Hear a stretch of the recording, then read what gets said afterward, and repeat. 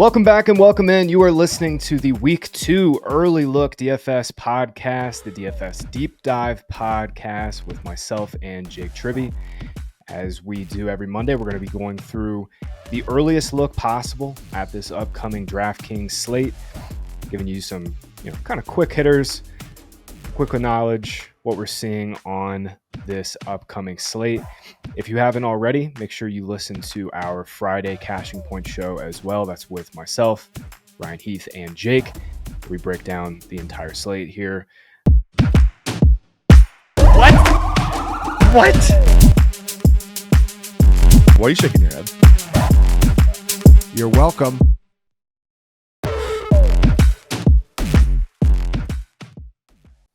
This show, we're just going to be going by position. But Jake, before we do, let's talk week 1, man. Super low scoring slate. Once again, obviously Bills-Ravens went off on that Sunday night game, but it wasn't on the main slate.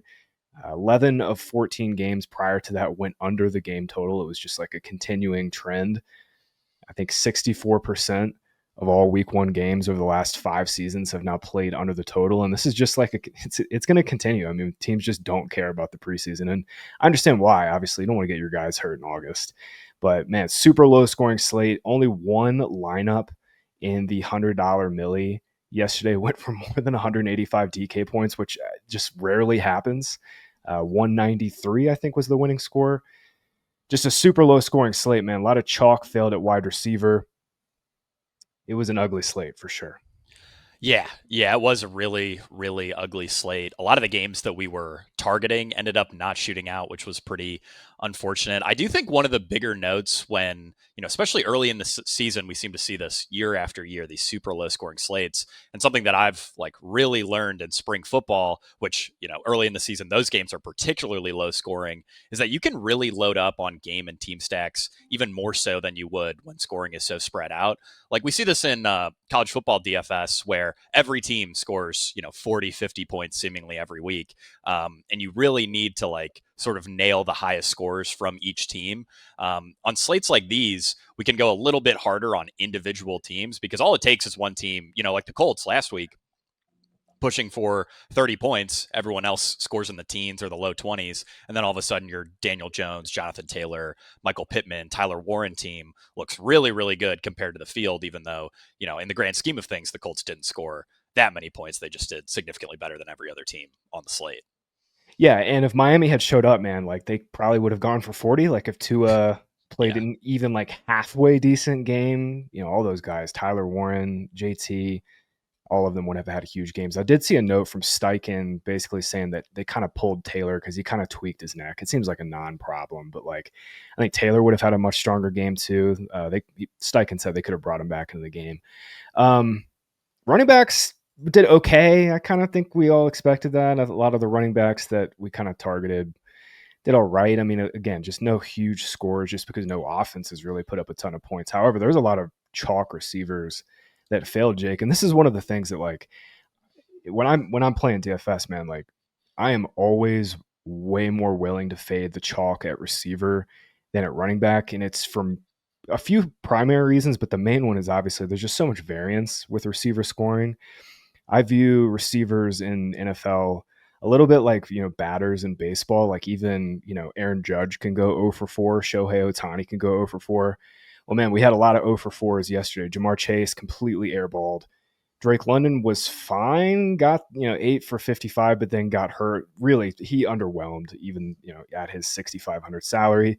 BTJ didn't get a single catchable target. Actually, he got one, I believe, by our fantasy points data. Mike Evans also failed. Really, man, it was just Emeka Egbuka, the only guy among the top ownership receivers that did anything remotely positive yesterday.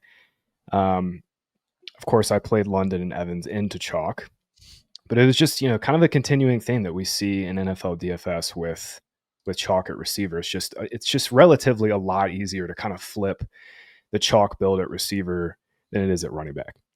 Yeah, I'm right there with you. And I think especially early in the season, and by we, I mean just the general field, everyone playing DFS, can tend to be a little too confident in which wide receivers have the best matchups. Yeah. By week 4, week 5, we get really good schedule adjusted data over at fantasypoints.com. Ryan Heath will be really nailing the advanced matchup coverage type stuff. But it doesn't really seem like until we get about a month into the season that we can have much confidence in how good receiver matchups really are. And that obviously played into this slate where like you said, I mean, a ton of chalk wide receivers just absolutely failed on this one. Yeah, we're a little concerned as well about David Njoku and Harold Fannin kind of cutting in, but man, not to this degree too. Njoku was, we identified him as the chalk tight end. I got off in favor of George Kittle, womp womp. That being said, I mean, Fannin is a legit thing, right? Like 60% route share, 9 targets, got a bunch of short area stuff. He's basically like the Isaiah Likely of this offense. I wanted to pick your brain on this on Browns. We'll talk Browns receivers here in a second, but yeah, I kind of wanted to pick your brain on what we saw from the Browns real quick before we move on to week 2. Yeah, I think this is going to be probably one of my bigger offseason L's that I need to concede in week 1. I was not particularly interested in drafting the backup tight end for the Browns, but it seems like this is just going to be a 12 personnel team. And I mean, it makes sense. If Harold Fannin is a great tight end, why not have him and Njoku out there all the time over Jamari Thrash? And yeah, it's hard not to think this is legit. Probably an Isaiah Likely type role. I believe Fannin's only 3,100 this upcoming week. So that's certainly a tempting price tag for a team that's going to have to throw basically every play. I really like targeting the Browns. I know, like you said, we'll talk about these wide receivers a little bit more here, but yeah, we're going to get a lot of pass volume in this offense. Yeah, for sure. Speaking of taking L's, I'm going to go ahead and take the Ken Walker L. Just a brutal workload yesterday. Got the start. I think it was just like the veteran start. Him and Zach Charbonnet ended up splitting snaps. Charbonnet at 58%, Walker at 40%. Carries were 12-10 in favor of Charbonnet. Charbonnet also got 3 carries inside the 10 to Walker's 1. I guess if there's one saving grace, Walker did get, the 3 targets in the passing game. But really, who cares when you're splitting work like this? Dude, Seattle backfield is just like off the board for DFS. It sucks because I'm fully expecting this to be a very good run game for all the reasons we've kind of outlined this offseason. But yeah, brutal run out week 1. Yeah, both of these guys are in the mid to low 5Ks in week 2, and I don't think you can touch either one. It's, we were really hoping for something closer to a 70-30 split in favor of Ken Walker. That's why he ended up being one of the most 7 or 8 popular running backs on the week 1 slate. And nope, Charbonnet ended up stealing a lot of the glory there, which, like you said, pretty disappointing. And yeah, largely takes this backfield off the board. Really what we're just waiting for in DFS or in season long is an injury to either one of these guys. And then you're going to get a monster workload for whoever remains. Yeah, it'll be like 28 XFP if one of these guys either wins the job or somebody gets hurt, like you said. But man, just pretty brutal. Seahawks, Steelers, the game coming up next. Steelers obviously got road graded a little bit against the Jets. Shouldn't be too hard of a matchup for this run game, but yeah, you just can't play these guys in DFS.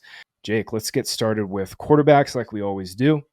We get started with a quarterback who we were both on last week. And once again, even after the Bengals finally shook off the rust in the preseason, Joe Burrow failed completely. Myles Garrett was in the backfield pretty much all game. It seemed like deja vu for the Bengals against the Browns.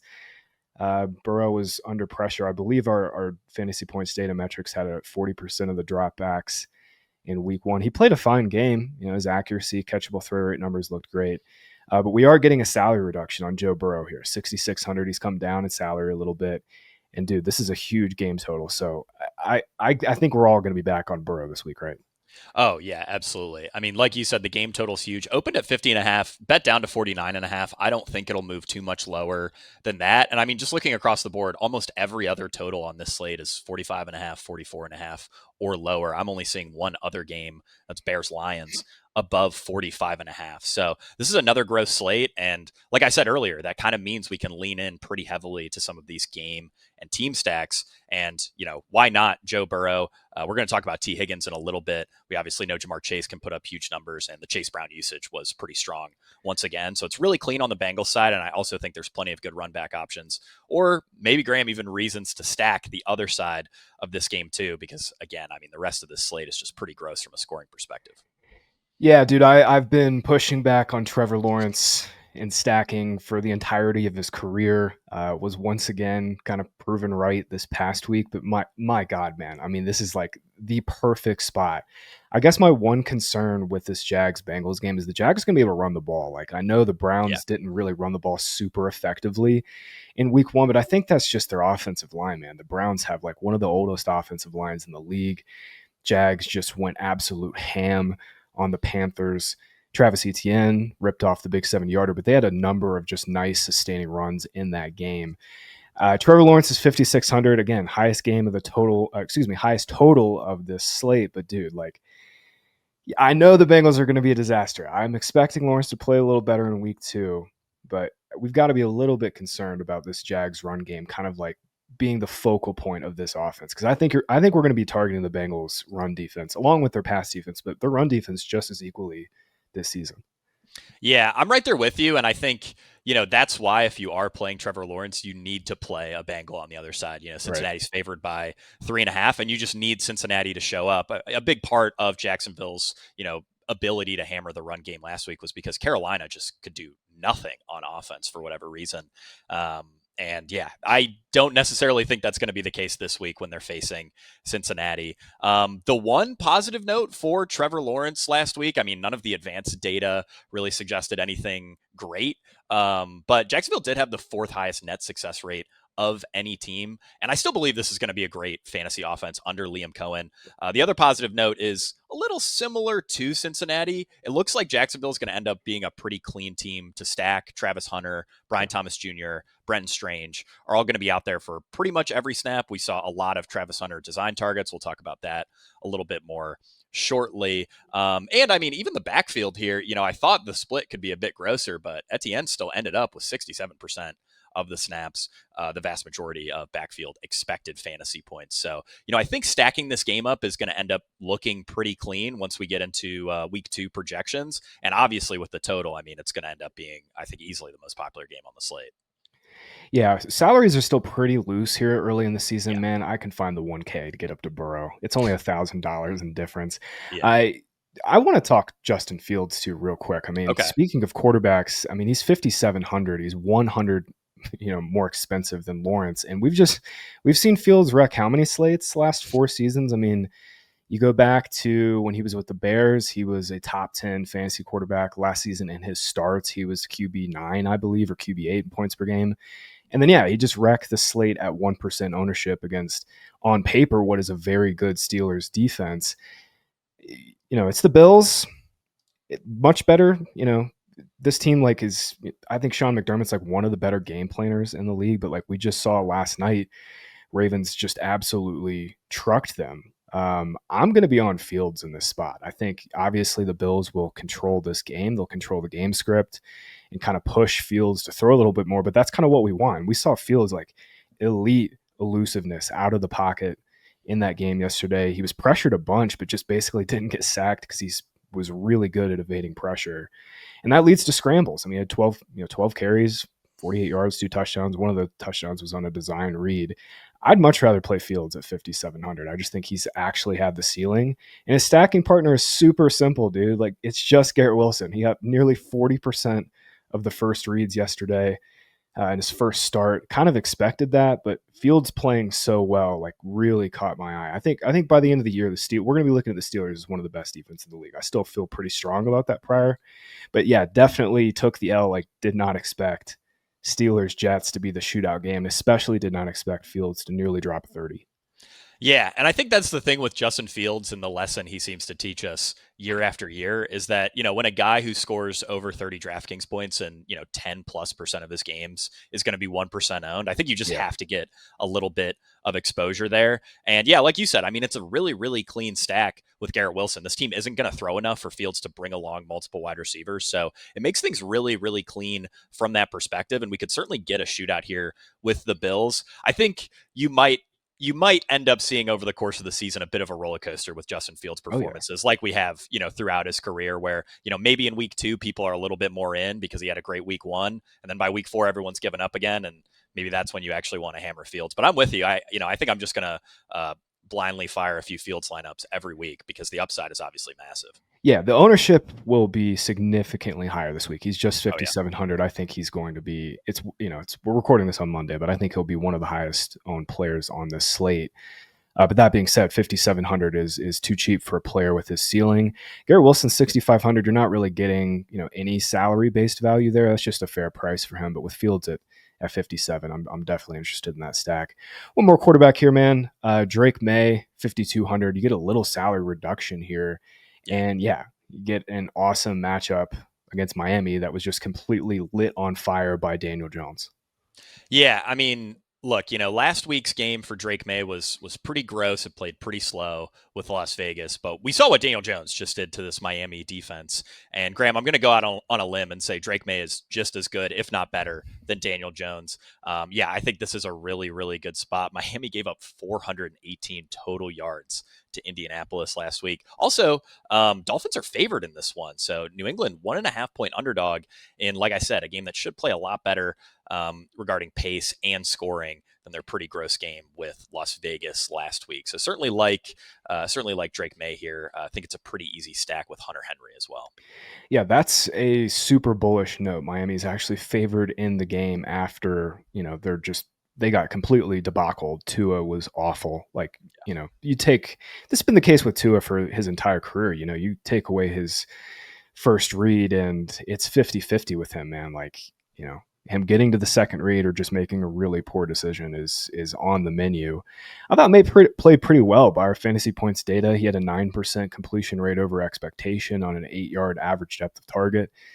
Threw a great touchdown ball to Demario Douglas, kind of threaded the needle there.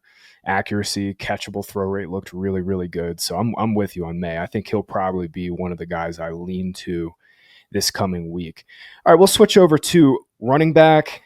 Jake, Christian McCaffrey was, I think Ryan said it on Cashing Points, like we're unable to have a rational conversation about CMC.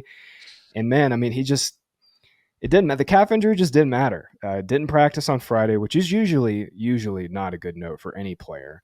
But man, full workload, 31 freaking touches. Like you and I were talking after the show, like, what are the chances that Shanahan just kind of cuts back a little bit? And he kind of did. He did give B-Rob 8 carries, which I'm not sure we'll see B-Rob even mix in that much, but just unbelievable workload. Obviously didn't score a touchdown just because that game was kind of crappy. Purdy threw 2 picks, 2 bad picks, but just 7,500 for McCaffrey. I mean, this is a player who, as long as he keeps getting these workloads, he's going to be well into the 8K range. Everybody is going to be jamming McCaffrey against the Saints this coming week, right? Oh, yeah, absolutely. I mean, a truly legendary workload, as you laid out. 30.1 expected fantasy points, 75% of snaps, 60% of backfield rushes. We might like to see a little bit more there. Like you said, B-Rob did work in. But, I mean, man, a 29% target share for CMC. Keep in mind now, George Kittle is hurt. Juwan Jennings still missed a good chunk of training camp. It's probably going to be CMC and Ricky Pearsall leading this team in targets for at least the next couple of weeks here. That's an extremely bullish note. And also, I mean, for perspective here, 30.1 expected fantasy points sounds awesome. That would have been the 4th best workload of any running back in any game last season. I think, kind of similar to how we were talking about there being a bit of a Justin Fields roller coaster and we always want a little exposure there. I think basically no matter what happens with Christian McCaffrey in practice, barring a new injury, we should probably just be in on him at these prices because they're going to be very, very cautious with their best player. It makes a ton of sense. And it also looks like they're just going to feed him every time he's on the field. Yeah, dude, and Kittle's hurt. Juwan Jennings picked up a shoulder injury as well. Like, not only has he missed a bunch of practice. I mean, this is just like unbelievable run out for McCaffrey to start this season. We'll keep it moving. I mean, Jahmyr Gibbs obviously is a player I think, we're going to identify as just way underpriced at 7,400 too. Lions just completely laid an egg against the Packers on the road yesterday. Their offensive line was really bad, not just in the run game, but in the pass game too. Everything was short. The line of scrimmage, just not much downfield in terms of the progression. They're going to get a Bears front seven that I think is weaker than the Packers front seven. They're back at home. Goff has been obviously much better at home as a favorite.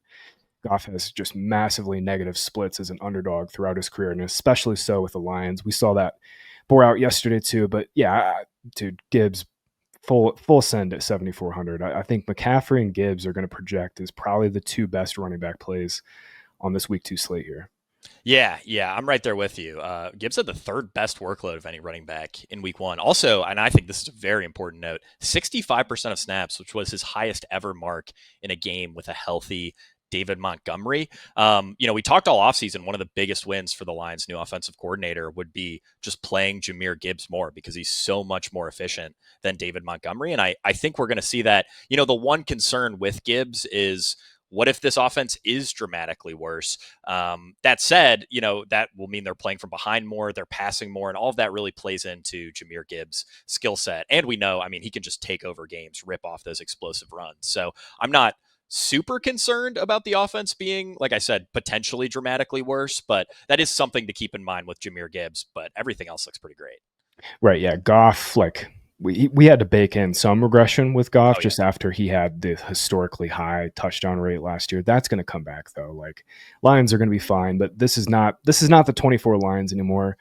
McCaffrey RB1 by XFP by nearly 8 points. Bijan was RB2, and then Gibbs was RB3. That's a great note on Gibbs' snap rate with Montgomery in there. One more running back. Tony Pollard just got an absolutely huge workload. He was the RB1 in snap rate in games without Tyjae Spears last year, RB1 by XFP. I think he had an 89% snap rate last week, Jake. He's just 5,900 in a much, much better matchup this week. Yeah, like you said. The usage was incredible, led all running backs in snap share and attempt share, 86% of rushing attempts, 89% of snaps. Matchup was terrible last week. It was also Cam Ward's first game. On the road in Denver is just going to be one of the hardest places to play, no matter what. The Rams just gave up the 11th most rushing yards of week 1 to the Texans, though. And, I don't think the Texans ground game is anything special. If Tennessee can get the ball moving at all here in week 2, Tony Pollard should be, arguably the biggest beneficiary of that offensive momentum. And I really don't think they'll be quite as bad as they were in week 1. And, what was pretty much the worst possible spot. Yeah, it's not a great spot here either. I have a lot of respect for this Rams front seven, but yeah, they're not as good as the Broncos. But yeah, definitely significantly better spot. Titans are dogs, but not to the same margin as they were against the Broncos. Jake, we'll keep talking receivers up next.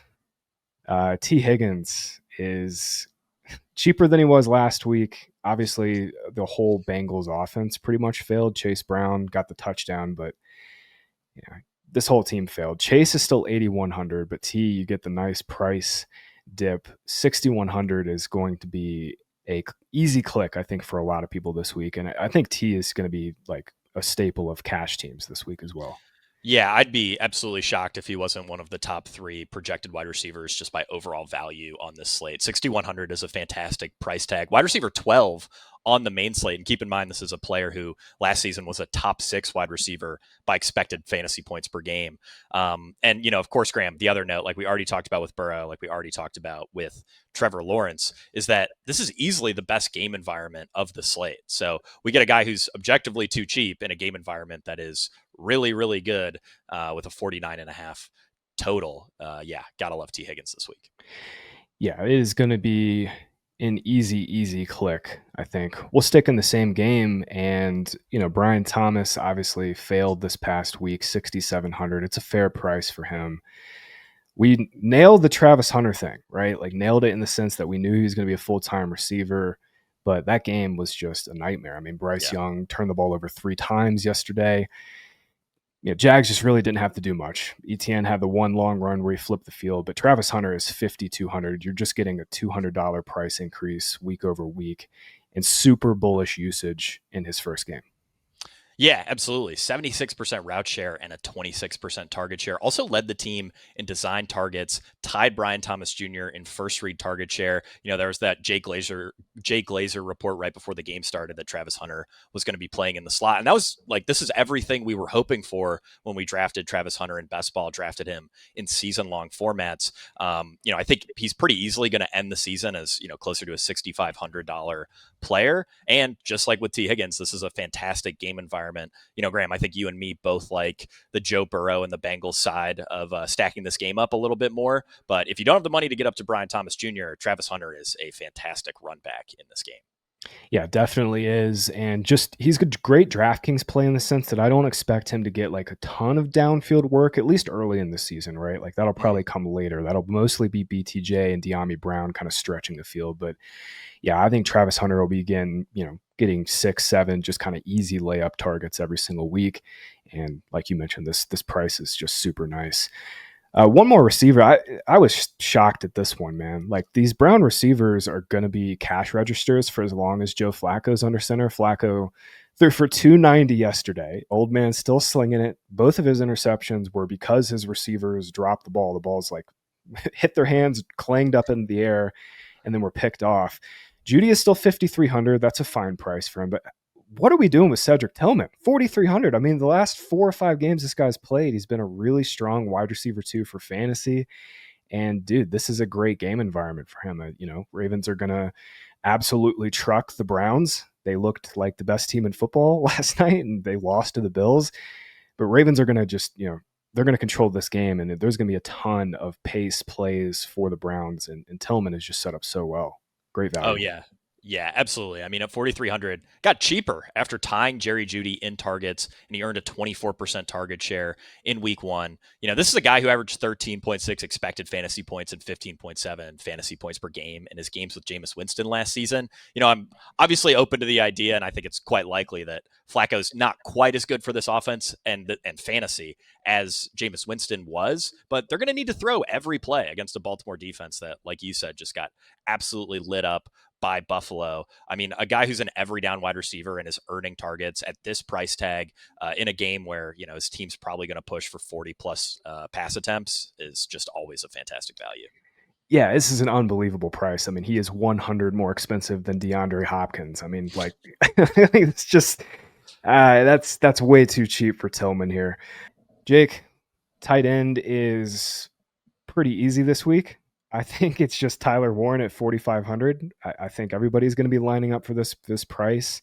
Colts are back at home. Broncos, coming off a little bit of a stinker. Knicks did not play well, but this should be a really close back and forth game.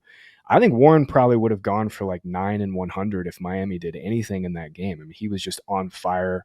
Obviously, at Penn State was just a yards after catch monster, and we saw that yesterday. I mean, he just looks like an absolute freight train. Looks like a 5-year veteran out there. Warren is going to be a 5K tight end by the middle of the season, and this price is just too nice. Yeah. I mean, 4,500 is really, really nice. And there are a few other okay options in the 4K range. David Njoku looks all right at 4,400. Hunter Henry looks okay at 4K. But I mean, Tyler Warren, after the usage that he earned in week 1, 70% of routes, 23% first read target share, 16.6 expected fantasy points. That was the second best mark of any tight end last week. I mean, you're right. He looked like a veteran, seamlessly integrated into this offense. The matchup isn't ideal against Denver, but, as a tight end, at least he's going to avoid Patrick Surtain. And, the Colts are likely going to need to throw as 2.5-point underdogs here. Plus, we don't need to be quite as worried as maybe we were early in the season that Daniel Jones isn't going to be able to lead a competent offense. We obviously saw that last week, and they should be able to move the ball at least a little bit here against this Denver defense. So we know Warren will be a big part of that. Yeah, he's going to be a massive part of it. And, for what it's worth, I kind of expected the Colts to just sit in 11 personnel, but they didn't. They played a lot of 12. Downs was off the field. I'm wondering if that was because of the injury.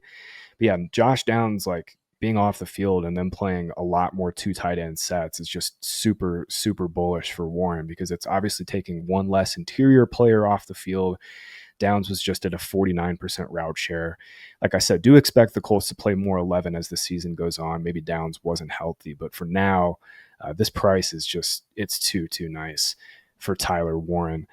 We'll keep it moving with some tight ends here. Jake, Juwan Johnson was a revelation in week one. I think we all knew Juwan Johnson was good at the game. We all knew that Olave, Shaheed, the targets would condense in this, Kellen Moore offense. But no Foster Moreau for at least the first half of the season. Same with no Taysom Hill for at least first half of the season. Both are dealing with knee injuries. Juwan Johnson was always kind of like a late season darling when the Saints would lose all the receivers and come on hot, but he started to great here, man. He's 3,600. I think he's in play.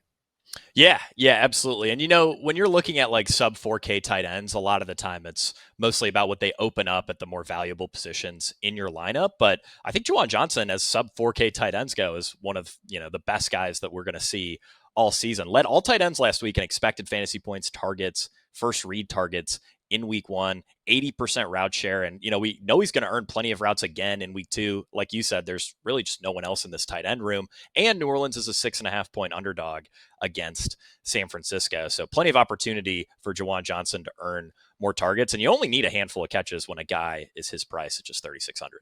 Yeah, in terms of like salary-based expectation, it's like 8 or 9 points. So yeah, we've seen a ceiling from him. Johnson has a pretty good floor. Speaking of floors, I want to note Brenton Strange at 3,600. This is a pretty nice price. We were on him last week. I believe he was 3,300, Jake. Is that right? Yeah. This is a nice little price for him. We've been talking this Jags-Bengals game. He is 36, right with Juwan Johnson. I think if you wanted a punt tight end this coming week with one of these two guys, that would make a ton of sense. One more punt tight end, Chig Okonkwo. Got really nice preseason usage. Gunnar Helm, the rookie, has just like not been a factor so far. Elic Iomanor actually led the Titans in first read targets with Calvin Ridley and Patrick Surtain hell. Chig Okonkwo, though, 3,300, man, like really nice usage, much better game environment this coming week against the Rams. He's in play as well. Yeah, I mean, at 3,300, we're often just looking for a guy who's out there. And, 77% of routes in week one, that's exactly what we wanted to see. He was also a top 15 tight end in the second half of last season by fantasy points per route run. I know Scott Barrett has noted that Titans insiders have told him that Chig is going to operate as the number 2 pass catcher here early on in the season. And, the matchup is better against the Los Angeles Rams. Very similar to Tony Pollard. He's just too cheap relative to how much he's playing and the usage he's earning. And if Tennessee can move the ball at all, probably right after Pollard, Chig is going to be one of the biggest beneficiaries there. Definitely will be. I still think by season's end, it'll be Elic Iomanor being the number 2 target. But for now, Okonkwo definitely in play at 3,300. For what it's worth, I thought Cam Ward played an awesome game against the Broncos. Like watching that game, he was in command of the offense, made some nice plays outside of structure, which, that was what he did at Miami. But he was putting the ball on his receivers' hands. Ridley had a, obviously brutally tough matchup. We were full fading that with him against Surtain, but he had a couple of drops that Ward put right on him. I'm expecting some good things from Cam Ward this coming season. Jake, we noted at the top of the show, Harold Fannin is 3,100. I think he's going to be a popular click on DraftKings. I don't think he's a trap, but I was looking into the usage. Like Njoku still ran 79% of the routes. I think you just kind of nailed it. He's their number 3 receiver. Like, why would you play Jamari Thrash when you've kind of got this, movable chess piece in Harold Fannin? We'll see if the rookie Isaiah Bond, like by midseason, can like kind of, I don't know, get some sort of roll going. But for now, I mean, Fannin looks awesome. Was like one of the best college producers in history. Like literally just had one of the best seasons in NCAA history for a tight end. He's 3,100. I think he's going to be a popular click. And I don't think he's a trap. I think this role is legit. I do question the ceiling, though, just because, like we've noted, like Judy, Tillman, those two are still the first reads. And Njoku's still playing a ton. But, this offense is just so high volume. It can certainly support multiple pass catchers for fantasy. Yeah, absolutely. I mean, I certainly like that call. I think that's probably about as far down as I'd like to go in terms of tight end pricing this week. But yeah, I mean, the week one usage was undeniably great with Fannin. And like you said, he was a fantastic college producer. So really don't expect that to change too much going forward. Like that call if you really need the savings at tight end. Jake, fun week 2, man. This is a really fun slate. Week 1 is always a little bit of, I mean, it's kind of like throwing darts a little bit. We always I think we know more than we do. Week 1 is always super low scoring, like we were saying, with no preseason. I was looking at the numbers. Week 2 is usually a little bit better. Like Vegas wants, 50% of the games to end on the over and the under, and they just kind of get their vig and keep it moving. This week 2s have been a lot better. I think offenses will pick up a little bit. We've got some really nice matchups. Jags, Bengals, Ravens, Browns looking very, very good. We'll see what the Bears do here on Monday night, but that Bears Lions game could be pretty hot. It's a fun week 2 early look, man. If you are not subscribed already to the Fantasy Points YouTube channel, I'm not sure what you're waiting on. Make sure you're subscribed so you never miss a video from Jake and I when we are walking through the DFS slate on Cashing Points, or you're not missing any of our awesome content on YouTube. This pod is also going up on our new DFS Deep Dive network. Make sure you're subscribed to that as well if you're listening to us on YouTube. Jake, great stuff. I'll talk to you on Friday for the week 2 Cashing Points.